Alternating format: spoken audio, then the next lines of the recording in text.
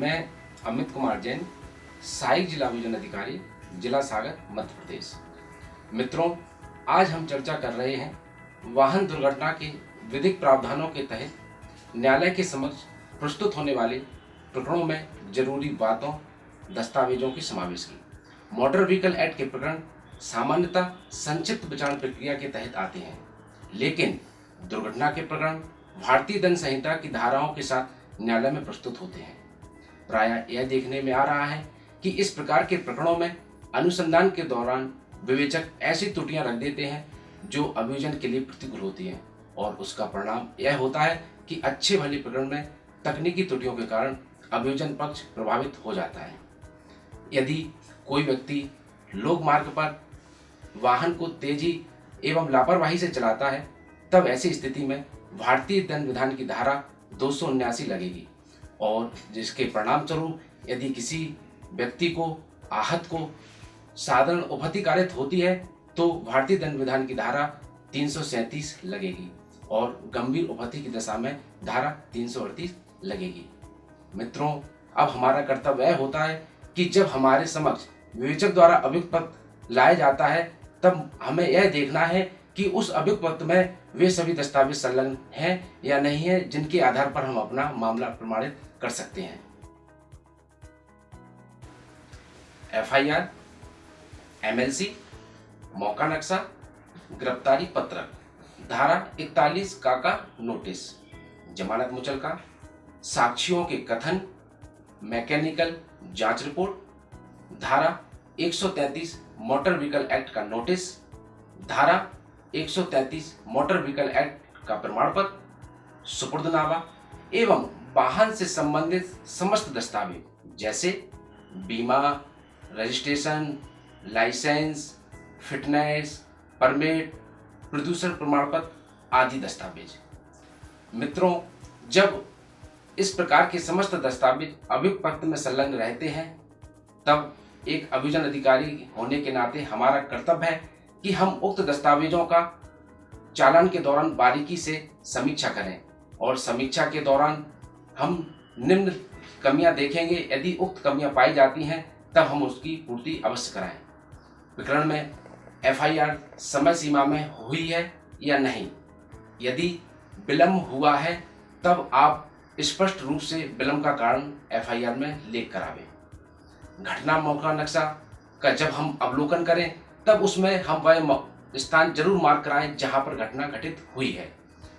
MLC का अवलोकन के दौरान हम चोटों को बड़े सावधानी पूर्वक पढ़ें, और यदि डॉक्टर द्वारा एक्सरे की सलाह दी गई है तो एक्सरे में देखें कि क्या आहत को अस्थिभंग होना लेख है। यदि है तो धारा 338 भादावी का इजाफा करें, और यदि उक्त चोट के कारण किसी आहत की मृत्यु हो जाती है, तब धारा 304A भादावी का इजाफा करें।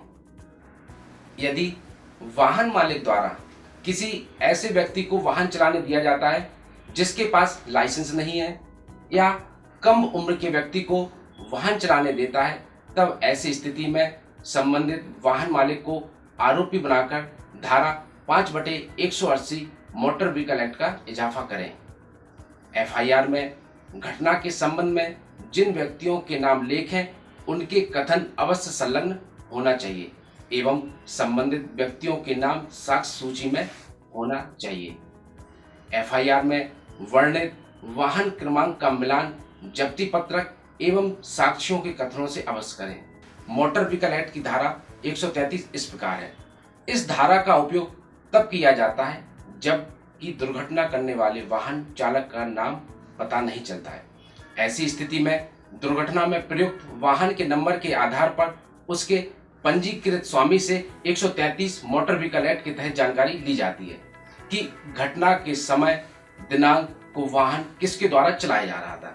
इस नोटिस का उत्तर यथासंभव वाहन मालिक की हस्तलिपि में लिया जाना चाहिए, क्योंकि प्रायः विचारण के दौरान वाहन स्वामी पक्षद्रोही हो जाते हैं, और ऐसी स्थिति में यदि उक्त दस्तावेज उसकी स्वयं की हस्तलिपि में होगा तो उससे सूचक प्रश्न पूछे जा सकते हैं कि उक्त नोटिस का उत्तर यदि उससे जबरदस्ती लिखाया गया है तो क्या उसने इसकी कहीं शिकायत की है। यदि नहीं तो हम अंतिम तर्क के दौरान उक्त दस्तावेज एवं उसके कथन का अभियोजन की मदद के लिए उपयोग कर सकते हैं। यदि फरियादी द्वारा नामजद रिपोर्ट लेकर कराई गई है, तब ऐसी स्थिति में धारा 133 मोटर व्हीकल एक्ट के प्रमाण पत्र की कतई आवश्यकता नहीं है। यदि उपेक्षा पूर्वक वाहन सार्वजनिक मार्ग में लगे विद्युत खंभे को तोड़ देता है, तब धारा 139 विद्युत अधिनियम का इजाफा करें। ऐसी स्थिति में मामला विशेष न्यायालय में चलेगा, ना कि मजिस्ट्रेट कोर्ट में। इस संबंध में आनंद द्विवेदी विरुद्ध स्टेट ऑफ एमपी में पारित निर्णय अवलोकनीय है। कुछ महत्वपूर्ण तथ्य जिन्हें बारीकी से देखा जाना आवश्यक है। जब वाहन का विक्रय हो जाए किंतु ट्रांसफर ना हो, तब पंजीकृत स्वामी को ही आरोपी बनाएंगे। शासकीय वाहन से दुर्घटना घटित होने पर सक्षम प्राधिकारी से प्रमाण पत्र लिया जाए। पावर ऑफ अटॉर्नी वाले व्यक्ति से धारा 133 मोटर व्हीकल एक्ट का प्रमाण पत्र न लिया जाए। वाहन का बीमा लाइसेंस न होने पर पावर ऑफ अटॉर्नी वाले को आरोपी न बनाया जाए।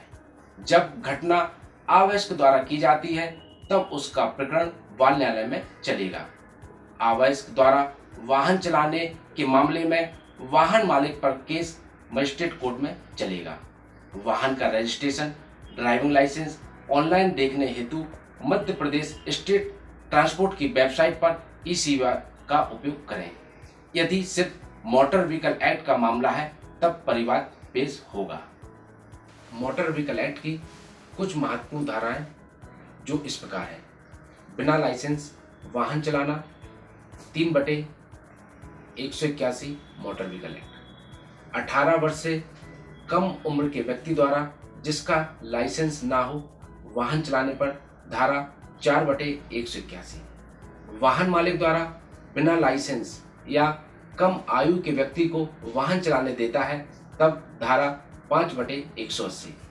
बिना रजिस्ट्रेशन के वाहन चलाने पर धारा 39/192। बिना हेलमेट के वाहन चलाने पर 129/177। चालक द्वारा नशे की हालत में वाहन चलाता है, तब धारा 185 लगेगी। दुर्घटना की दशा में पुलिस को यदि चालक द्वारा सूचना नहीं दी जाती है या आहत को मेडिकल सहायता उपलब्ध नहीं कराया जाता है, तब धारा 134/187 लगेगी। मीटर से अधिक किराया लेता है, तब धारा 111/177 लगेगी। वाहन का बीमा ना होना 146/196। दोस्तों, मैं आशा करता हूं कि आज मेरे द्वारा की गई उक्त चर्चा पर उठाए गए बिंदुओं का उपयोग अभियोजन के लिए हितकारी होगा। मुझे आपके सुझावों का इंतजार रहेगा। धन्यवाद। जय हिंद, जय अभियोजन।